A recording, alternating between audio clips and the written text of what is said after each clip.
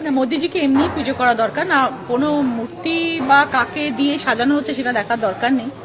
মোদিজি যেভাবে কাজ করছেন, যেটা ওনার ভিশন, সেইভাবে উনি চিন্তাধারা রেখেছেন ভারতবর্ষের অগ্রগতির জন্য।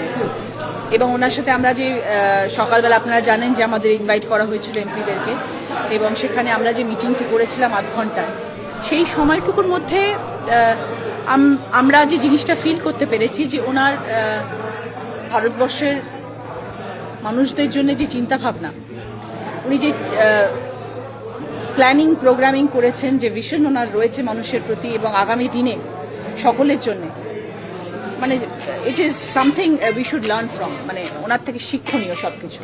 রাম সাজিয়ে পুজো করা হচ্ছে, বিভিন্ন প্ল্যাকেট হচ্ছে এবং মানুষের ভালোবাসা উপচে পড়ছে, আর কিছু নেই। মানুষ এখন রিয়েলাইজ করছেন যে মোদি ছাড়া কোনো গতি নেই।